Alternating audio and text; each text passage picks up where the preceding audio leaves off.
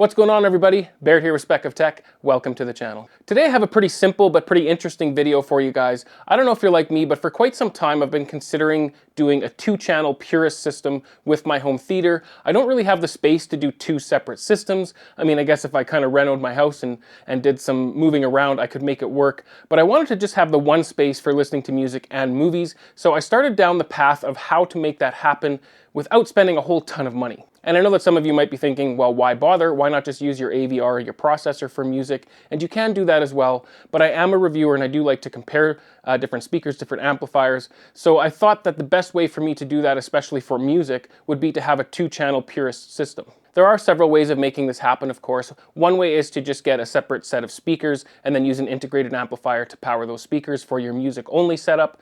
But I didn't really want to go that route because I want to buy a nice set of speakers that's going to be used for my home theater and my 2-channel listening system. So that idea might work for some, but it's not going to work for me in this instance. The other option would be to get an integrated amplifier that has home theater bypass in it. The way that home theater bypass works, essentially you're putting another device in between your AVR and your amplifier, which isn't a bad option either, but you are stuck shopping for integrated amplifiers that have that option in them. And then if you can't find an integrated amplifier that you actually like with that option in it, well, now you're back to square one. So I started down the internet path to find out the best way to make that happen, and I stumbled across passive XLR switches. But make sure that you guys do stick around for this video because something really interesting happened when I connected that box to my system regarding the sound. But we're gonna get to that in just a little bit. The one that I have here is the Solo Peak XLR switch, and it does have 3 different sources and then 1 output. And all that means is that I can hook up 3 different devices with the left and right XLR, and then it has 1 single output that goes to my amplifier for my speakers. So the great thing about this option is that these boxes are fairly inexpensive, so you are able to accomplish this goal while spending less money, but of course you do have to keep in mind that you are going to need either a music streamer and DAC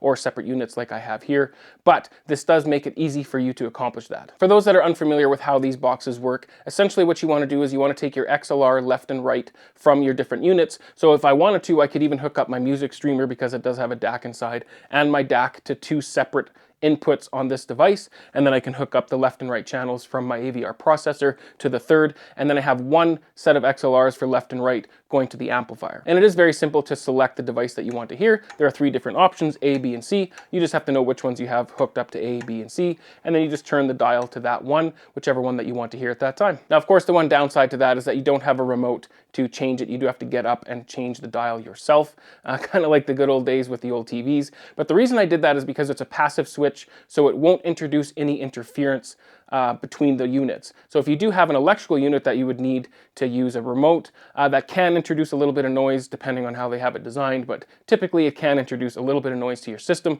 which I didn't want to have in this 2-channel setup. I wanted it as clean as possible. Now I know that some of you won't think that's a big deal, but there are some 2-channel purists out there that don't want to use electrical units because it can add interference into your system, and I was trying to accomplish the cleanest signal that I could, and I believe that this is probably the best option to do that. As I mentioned earlier in the video, something really interesting happened when I connected this box to my system. So of course I wanted to play the second that I got it connected, so I have my Eversolo DAC Z8 with the Eversolo Master Edition streamer, and then I have my Arkham AV41 processor. So of course you can stream music directly from the Arkham AV41 using Google Chromecast from your phone, and I wanted to see if I could hear a difference in the music, being able to switch quickly back and forth between the combination of the Eversolo DAC and streamer and the Arkham AV41. So I picked the same song and I used the same music service, and then I was able to switch back and forth really quickly just using the dial here.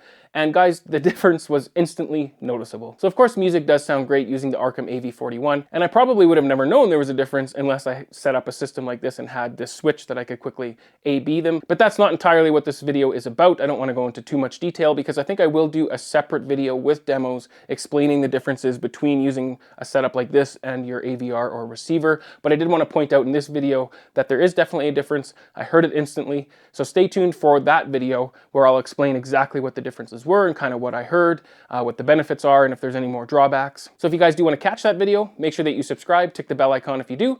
Please take just 1 short second to hit that like button. And if this video is helpful or any of my other videos are helpful, please consider supporting the channel by using my links down in the description below. They are affiliate links. It doesn't cost you anything, but it really does help out the channel. So if you're thinking of getting one of these boxes, please consider using those links. Remember to enjoy your systems. I'll see you on the next one. Cheers.